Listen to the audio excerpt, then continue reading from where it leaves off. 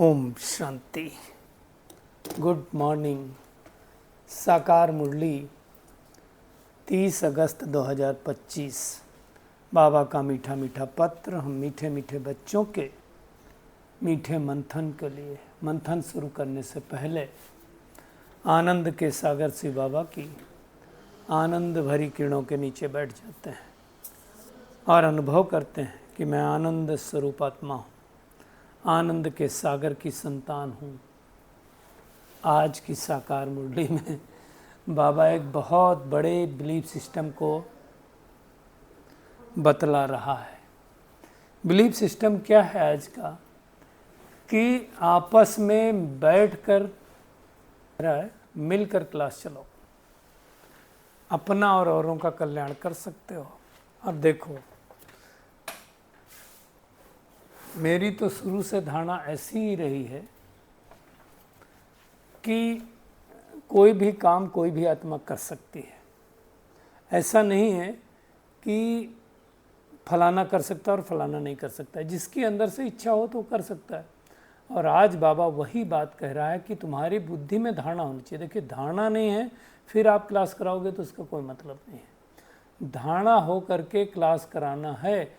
उसके लिए बाबा देखो आज क्या कह रहा है, ब्राह्मणी की डिमांड नहीं करनी चाहिए, है ना, कि ये अच्छी ब्राह्मणी दो, ये करो वो करो। बाबा कहता है उसकी ज़रूरत नहीं है ना, आप करो, उस योग्य बनो। योग्य बनने के लिए क्या करना पड़ेगा? मुरली को अच्छी तरह से समझना पड़ेगा। मुरली को समझ करके धारणा करनी पड़ेगी। धारणा करके फिर आप जब किसी को समझाएंगे तो उस पर फिर तीर लगेगा।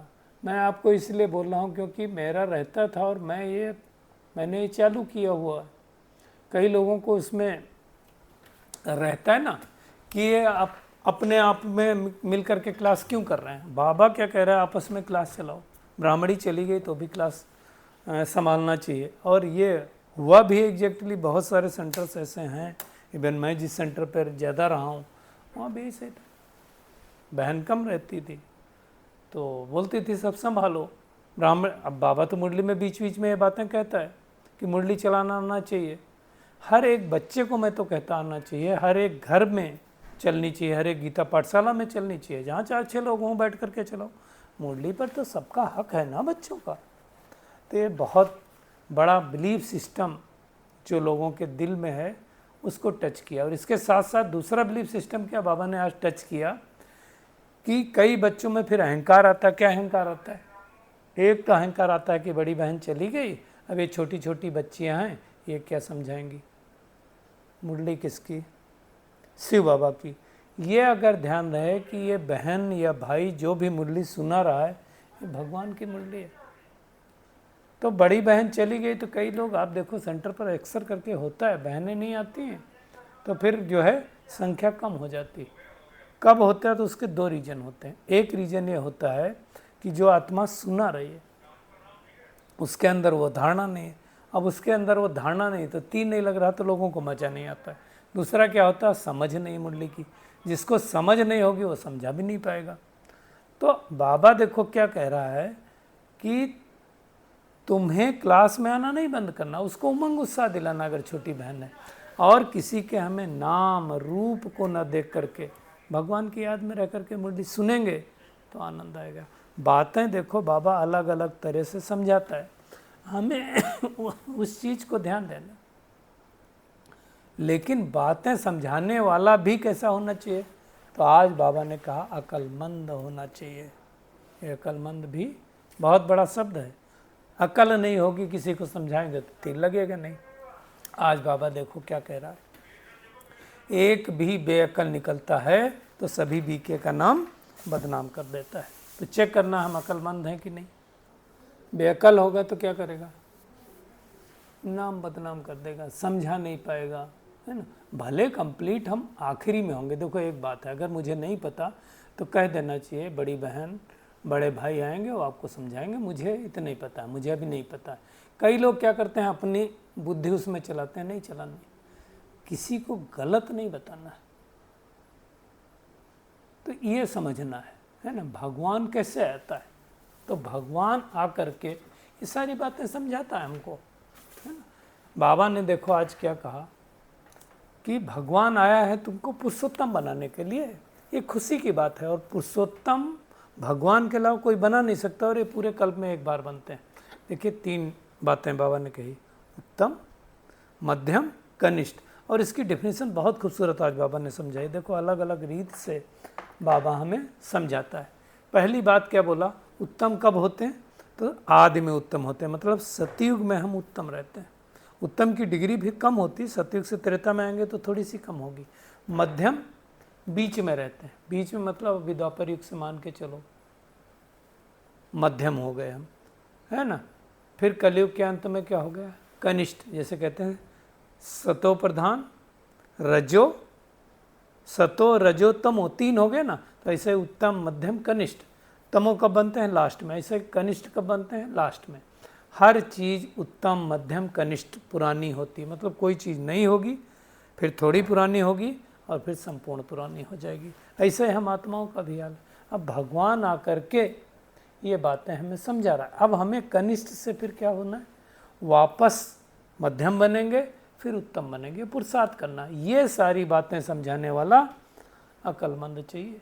एक भी बेअकल निकलेगा तो नाम बदनाम कर देता है, और एक का नाम नहीं बदनाम होता, सभी बीके का। मैं आपको एक रियल स्टोरी बताता हूँ, यहाँ की ही बात है। मैं पिछले टेनोर में था, तो आगरा के आसपास कहीं कुछ कांड हुआ था, और वो शायद शंकर पार्टी वाले थे, पता नहीं कौन, ऐसे ही कुछ होगा। तो कुछ पेपर में छप गया, तो एक भाई ने बोला कि ऐसा ऐसा हुआ, सुना वहाँ। हमने कहा मुझे पता नहीं है। मैंने उनको एक ही चीज़ बोली कि देखिए स्कूल कॉलेज है, और स्कूल कॉलेज में जो पढ़ने वाले लोग होते हैं ना, सब एक जैसे नहीं होते हैं, सबकी पढ़ाई अलग अलग होती है। कोई स्टूडेंट वहीं से पढ़ करके आईएएस बनता है, कोई पीसीएस बनता है, कोई पास होता है, कोई चपरासी बनता है, और कोई फेल भी होता है। तो ये बातें समझाने वाला बहुत अच्छा चाहिए। बाबा ने कहा दुनिया का भी ऐसे जिन जिन बातों को मनुष्यों को संशय आता है उस पर समझाना है। कई लोग फिर ब्रह्मा के ऊपर भी संशय लेते हैं, ब्रह्मा बाबा को क्यों बिठाया, क्योंकि आप दुनिया का ब्रह्मा देखो और ये ब्रह्मा देखो, दोनों में फ़र्क है। तो बाबा कहता है उनको झाड़ के चित्र पर लेकर के जाओ कि ब्रह्मा के भी 2 हैं, नीचे बैठ के तपस्या कर रहा है, और फिर ऊपर संपूर्ण ब्रह्मा है, अंत में खड़ा है। ये सारी बातें समझाने के लिए हमें बुद्धि चाहिए, अक्लमंदी चाहिए, ये तो हम नहीं समझा पाएंगे। कई लोग फिर बाबा ने आज कहा नाराज़ भी होते हैं, बिगड़ जाते हैं, इल्ज़ाम भी लगाते हैं, है ना। जैसे कहते हैं शास्त्रों में भी लिखा है, प्रीति बुद्धि बिंजयंती विपरीत बुद्धि बिनसंती। अब ये वाली बात बोल दिया तो कई लोग फिर नाराज़ होते हैं, फिर इल्ज़ाम लगाते हैं, झगड़ा फसाद करते हैं, चित्रों को भी आग लगा देते हैं। बाबा की प्रदर्शनी पे आग लगी कई बार, बाबा उसको बता रहा है कि तो फिर चित्र को इनसे और करा दो, क्योंकि दुनिया दिन प्रतिदिन तमो प्रधान होती जा रही है। दुनिया वाले क्या सोचते हैं, कलयुग तो अभी घुटनों के बल चल रहा है। बाबा कहता है ऐसा नहीं है, कलयुग बच्चा नहीं है, कलयुग अब थोड़ा सा बच्चा है। आप सोचो अगर कलयुग 40,000 साल चले तो इस दुनिया का क्या हाल होगा, आप बताओ।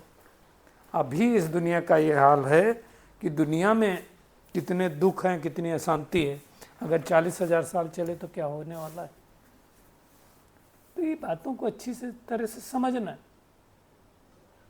और समझ करके फिर समझाना है कि कैसे भगवान आकर के इस भाग्यशाली रथ के द्वारा समझा रहा है। बाबा कहता है तुमको सच्ची कमाई पहले करनी है और फिर करानी। देखना है कि कैसे मनुष्यों का जीवन हीरे जैसा बने। देखो जो भी बाबा के बच्चे बनेंगे वो स्वर्ग में तो जाएंगे, लेकिन पद अलग अलग होगा, लेकिन दुख किसी को नहीं होगा। और ऐसा भी नहीं होगा कि वहाँ राजा की आयु अलग हो, प्रजा की कम हो, नहीं, आयु भी सबको बराबर होगी, सुख भी सबको बराबर होगा, सुविधाएं थोड़ा सा कम ज़्यादा तो होंगी, वो तो सब जगह है ही। अमर लोग, पद तो ऊपर नीचे होगा, रिगार्ड करना पड़ेगा, रिस्पेक्ट करना पड़ेगा, दासी को ही पानी पिलाना पड़ेगा, दासी को ही खाना खिलाना पड़ेगा, दासी को ही बिस्तर लगाना पड़ेगा, राजा नहीं लगाएगा। तो ये सारी बातें अच्छी तरह से समझाने वाला चाहिए। अब इसके लिए खाली ब्राह्मण नहीं चाहिए, आपस में क्लास कर सकते हैं, आप आपस में टॉपिक करके कर सकते हो, है ना। इसमें अहंकार की कोई बात नहीं है, और ना ही किसी को बुरा लगना चाहिए इसमें, है ना। बाबा तो कहता घर घर में गीता पाठशाला खोलो। तो ये सारी बातें बाबा अच्छी तरह से समझा रहा है। आप देखो ब्रह्मा बाबा भी सुना सकता है, लेकिन बाबा आज देखो क्या कह रहा है, कि हमेशा समझो शिव बाबा समझाते हैं। क्यों? ताकि बुद्धि का योग शिव बाबा की तरफ लगा रहे। बाबा देखो आज कह रहा है मुरली तो सबको मिलती है ना, और आजकल तो इतना आसान हो गया आपके मोबाइल में मुरली, तो हमेशा ख्याल रहे कि हम शिव बाबा की मुरली सुनते हैं, है ना। देखो एक बात है, सब 8 की माला में तो नहीं आएंगे, तो हमें चेक करना है कि हम ज्ञान योग दैवी गुण में अपने हमारे अंदर कितना आया, धारणाएं हमारे अंदर कितनी हुई। ज्ञान में चल रहे हैं वो इम्पोर्टेंट नहीं है, ज्ञान हमारे अंदर कितना चल रहा है, ज्ञान की पराकाष्ठा कितनी है, ज्ञान की समझ कितनी है, वो इम्पोर्टेंट है। योग कितना लग रहा है परमात्मा से, योग नहीं लगेगा तो हमारे संस्कार नहीं बदलेंगे। संस्कार हमेशा बदलते हैं अग्नि द्वारा। देखो अग्नि में कोई चीज़ डाली जाती तो क्या होता है, उसका रंग भी बदल जाता है, रूप भी बदल जाता है, गुण भी बदल जाते हैं। कोई भी चीज़ आप डालो, बदलता नहीं बदलता है, रंग भी बदला, रूप भी बदला और गुण भी बदल जाते हैं, कोई भी चीज़ आप डालो। तो योग की पावर बहुत है, और जब योग की पावर होगी, ज्ञान की समझ, योग की पावर, तो दैवी गुण आ जाएंगे। बाबा आज देखो क्या कह रहा है, हमारे में कोई अवगुण तो नहीं है, चेक करो माया का काम क्या है, अवगुण करा देना ना। और आज बाबा एक बहुत बड़े अवगुण की बात कर रहा है, इस पर मैं ज़रूर थोड़ा सा अटेंशन खिंचवाऊँगा। कोई बहुत लालची बन जाते हैं, लालच का भी भूत होता है, तो माया की प्रवेशता ऐसी होती है जो भूख भूख करते रहते हैं और कहते हैं क्या, खाऊं खाऊं पेट में बलाऊं। कोई को खाने की बहुत आसक्ति होती है। खाना भी आज बाबा देखो क्या कह रहा है, कायदे अनुसार होना चाहिए। अब ये बहुत बड़ी इम्पॉर्टेंट पॉइंट बाबा ने आज टच किया है। और आज दुनिया में अगर आप देखो तो हम कम खाने की वजह से नहीं बीमार हो रहे हैं, ज़्यादा खाने की वजह से बीमार हो रहे हैं। और मृत्यु दर कम खाने की वजह से ज़्यादा नहीं हो रही, ज़्यादा खाने की वजह से ज़्यादा हो रही। आज इतना ज़्यादा लोग बीमार हो रहे हैं, क्यों बीमार हो रहे हैं पता नहीं। तो मैं आज आपको एक बहुत बड़ी बात बताना चाहूँगा। ये बहुत सारे भाई बहनें सुनते हैं, फोरम है, देखिए आप एक चीज़ समझ लीजिए, खाना वो खाना है जो शरीर के लिए अच्छा हो, टेस्ट के लिए नहीं खाना है। खाना हमें स्वास्थ्य के लिए खाना है, स्वाद के लिए नहीं खाना है। खाना हमें खाना है जिससे बॉडी को एनर्जी मिले, और वो खाना खाने के लिए देखो संसार में 3 रसोई हैं। पहली रसोई है भगवान की रसोई, किचन, गॉडली किचन। दूसरी किचन है ह्यूमन किचन, और तीसरी है डेविल किचन, शैतान का किचन। शैतान की किचन में क्या मिलेगा हम सबको मालूम है। जितने भी पैक्ड आइटम, जितना भी आता है वो सब क्या है, जितना भी प्रिजर्वेटिव्स आते हैं सब कौन से किचन से आ रहे हैं, ये सब शैतान की किचन से आ रहे हैं। हमें उस किचन की तरफ देखना बंद करना। अगर कोई व्यक्ति स्वस्थ रहना चाहता है, मैं थंब रूल आपको बता रहा हूँ, अपने भोजन में भोजन का 60-70% रॉ फूड कर दो। रॉ फूड मतलब फल खा सकते हो, सब्जियां खा सकते हो, इतना अगर कोई कर दे, सुबह 8 बजे से पहले न खाए और शाम 6 बजे के बाद न खाए, वो स्वस्थ हो जाएगा। पहले भी बहुत चर्चा हो चुकी है इस बात को लेकर। कई लोगों को बहुत लालच होता है ना। इवन मैं आपको खुद को, मुझे भी रहा होगा, अब जाकर के आसक्ति बाबा के ज्ञान मानने के बाद ख़त्म हुई। ये मिल जाए, अरे इतना कम मिला मुझे, कम कुछ होता नहीं है, बॉडी को ज़्यादा चाहिए नहीं होता है, तो हमेशा रहता है। बाबा देखो आज कह रहा है, खाऊं खाऊं पेट में बलाऊं। पहले खाएंगे फिर पेट में क्या होगा, ब्लोटिंग होगा, दिक्कत होगी। आप देखो खाना, सुबह हमने उठ करके नाश्ता किया, नाश्ता भी लोग भर पेट करते हैं, ऑफिस आएंगे फिर चाय पिएंगे। अभी वो सुबह मान लो अगर आपने पराठा खा लिया या रोटी खा लिया, कोई भी रोटी पचने में 5 घंटे से कम नहीं लगता है, पराठा भी पचने में 5 घंटे से कम नहीं लगता। अब आकर के आपने 8-8:30 बजे चाय डाल लिया, चाय में भी क्या है, कार्बोहाइड्रेट है, उसको भी पचने में टाइम लगता है ना। वो बीता नहीं, आपकी मीटिंग हुई 10-11 बजे, आपने फिर से कुछ डाल दिया कार्बोहाइड्रेट, वो भी नहीं पचेगा। अब वो टाइम तो बीता नहीं, अब यार लंच का टाइम हो गया 1 बजे, तो खाना खाने का टाइम ही हो गया, तो अब फिर खाएंगे, फिर डाल लेंगे, तो अब बीमार होने वाले हैं। किसी किसी को लगता है यार कुछ खाएं कुछ खाएं। अब क्या कहते, कई लोग फिर बोलते हैं मेरे को क्रेविंग हो रही। क्रेविंग क्यों हो रही है? आपने बॉडी में फैट जमा कर लिया बहुत ज़्यादा। अब क्या हो रहा है, 2 तरह के बैक्टीरिया होते हैं, गुड बैक्टीरिया होता है, एक बैड बैक्टीरिया होता है। बैड बैक्टीरिया आता है, ये क्या बोलते हैं, जो शैतान की रसोई से क्रिएट होता है, तो वो बैक्टीरिया भी मांगते हैं, तो हम पहचान नहीं पाते हैं, और तो उनके लिए भी तो खाना देना पड़ेगा, उनको वही खाना देना पड़ेगा। अच्छा वाला खाना देंगे तो भी वो मांगेंगे और लाओ, तो उछलते रहते हैं। खैर ये टॉपिक नहीं है। तो हम ये कहना चाहते हैं कि खाने में आसक्ति नहीं रखनी। अगर खाने में आसक्ति है तो बीमारी भी आ सकती है, नोट करके रखना। जैसे बाबा बोलता है ना मुरली में, यदि आपको आसक्ति है तो माया भी आ सकती है। खाना कायदे अनुसार होना चाहिए। देखो भगवान भी हमें सिखा रहा है, सतयुग में कायदे अनुसार ही होगा। तो हमें बात अच्छी तरह से ध्यान रखनी, इसलिए हमने जोर दिया है। बहुत सारे भाई बहनें, अभी मैं आपको एक अनुभव बताता हूँ। एक भाई है जो सब्जी बेचता है। वो भाई को अभी 3 दिन पहले मैं कुछ सब्जी लेने गया था, तो बोला मैं आपको याद कर रहा था। तो हमने कहा क्या हुआ? तो बोला सर मेरे को लीवर, फैटी लीवर हो गया है। तो हमने कहा क्या प्रॉब्लम है, तुम तो खड़े हो अच्छे खासे। बोले नहीं, मेरे को थोड़ी दर्द होती थी और डॉक्टर को दिखाया तो डॉक्टर ने कहा फैटी लीवर हो गया। तो हमने क्या कर रहे हो? बोला उसने दवा दी और 2-3 दिन से खा रहा हूँ, मेरे को कुछ फ़ायदा नहीं हो रहा। उसने CT स्कैन भी करा दिया, पता नहीं क्या क्या करा दिया। तो हमने कहा ठीक है, अलग से आना, बात करेंगे। फिर भी मैंने उसको बता दिया कि आज काम एक करना, शाम को पका खाना नहीं खाना और सवेरे उठ करके नारियल पानी पीना और जितना हो सके फल या सलाद ही खाना। इतना बोल करके मैं उसको चलाया। आज मैंने उसको वापस कॉल करके पूछा कि भाई क्या हुआ? अभी मैं तुमको बताता हूँ डिटेल में क्या करना है। उसने कहा मेरा दर्द तो ठीक हो गया। हमने कहा कैसे ठीक हो गया?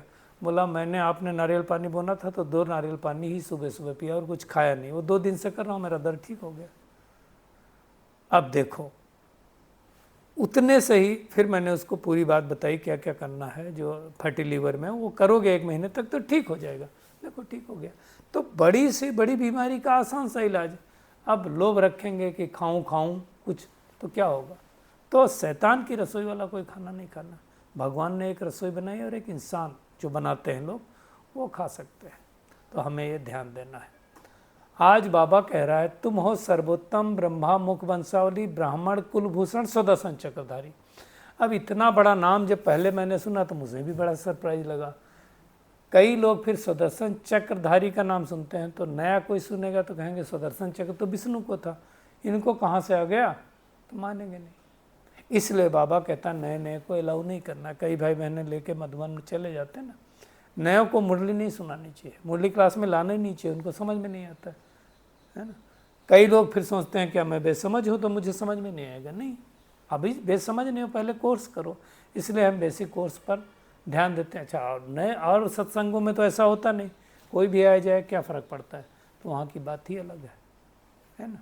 फिर बाबा आज कह रहा है कई लोग भगवान का ज्ञान लेते हैं, उनको पढ़ाते रहते हैं, फिर भी ऐसी पढ़ाई को छोड़ देते हैं। उनको बाबा ने आज शब्द बहुत कड़ा दिया है, मेरे को वो शब्द यूज करना अच्छा भी नहीं लग रहा और आप भी कभी यूज नहीं करना। बाबा कह रहा है महामूर्ख। तो कितना ज़बरदस्त खजाना मिलता है, ऐसे बाप को छोड़ना चाहिए। उसके लिए तो ये भी कहते हैं, तो कई लोग ऐसा करते हैं, ऐसे बाप को छोड़ना थोड़ी चाहिए था। कहते हैं आप प्यार करो या ठुकराओ, हम आपका दर कभी नहीं छोड़ेंगे। बेहद की बादशाही मिल रही तो छोड़ना नहीं चाहिए ना। परंतु निश्चय बुद्धि विजयंती संशय बुद्धि विंसंती। संशय बुद्धि होती है तो छोड़ देते हैं। कुछ लिया है ज्ञान तो कुछ भी मिलेगा, लेकिन कितना मिलेगा वो बड़ी बात है।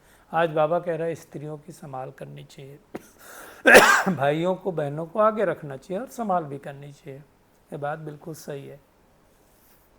ज्ञान सागर भगवान ये ज्ञान दे रहा है, ये अगर समझ में आ जाएगा तो कोई हाथ छोड़ेगा ही नहीं। चलिए आज के वरदान पे आता है। निमित्त भाव की स्मृति से हलचल को समाप्त करने वाले सदा अचल अडोल भाव। बाबा कहता निमित्त भाव से अनेक प्रकार का मैंपन मेरापन सहज ही खत्म हो जाता है। अब कई लोगों को क्या होता है, जैसे निमित्त बने हैं तो वो सोचते हैं मैं जो बोल रहा हूँ वही हो। निमित्त का ये मतलब नहीं है। निमित्त का मतलब है भगवान ने आपको जिम्मेदारी समझी है तो निमित्त बन करके मर्यादाओं के अंदर, उस दायरे के अंदर आपको वो करना है। मैंपन नहीं होना चाहिए, जो बाबा कई मुरलियों से संडे की मुरली पर आओ मैंपन के लिए कहा था ना, तो मैं ही सही हूँ, मेरा ही सब कुछ ठीक हो, नहीं। बाबा ने कहा ये स्मृति सब प्रकार की हलचल से छुड़ा करके अचल अडोल स्थिति का अनुभव कराती है। निमित्तपन, अगर सच्चा निमित्तपन है तो सेवा में भी मेहनत नहीं करनी पड़ेगी, निमित्त बन के करेंगे। नहीं तो अगर आप सोचेंगे मैं ही सब जगह आगे रहूँ, मेरा ही फोटो सब जगह आए, मेरा ही नाम सब जगह हो, मैं ही सब जगह सुनाऊँ, तो फिर गड़बड़ होगा, होने वाला है। और कई लोग ऐसा करते हैं कि मेरा ही सब जगह नाम हो और इस नाम मान शान के चक्कर में निमित्त बना चला जाता है। सेवा के निमित्त बनना मालूम क्या है, बाबा ने आज क्लियर किया, वो है स्टेज पर आना। स्टेज पर सबकी नज़र रहती है ना, तो हमें स्टेज पर रहना अर्थात अपनी चाल चलन को देखना है, क्योंकि सब कोई देख रहा है। जो कर्म हम करेंगे हमें देखा और करेंगे, ब्रह्मा बाबा हमेशा ध्यान रखता था। तो ये स्मृति सेफ्टी का साधन बन जाती है। आज फिर से बाबा ने सेफ्टी की बात की, मैं उस पर नहीं जाऊँगा, कल बहुत सारी सेफ्टी की बातें हुई थी।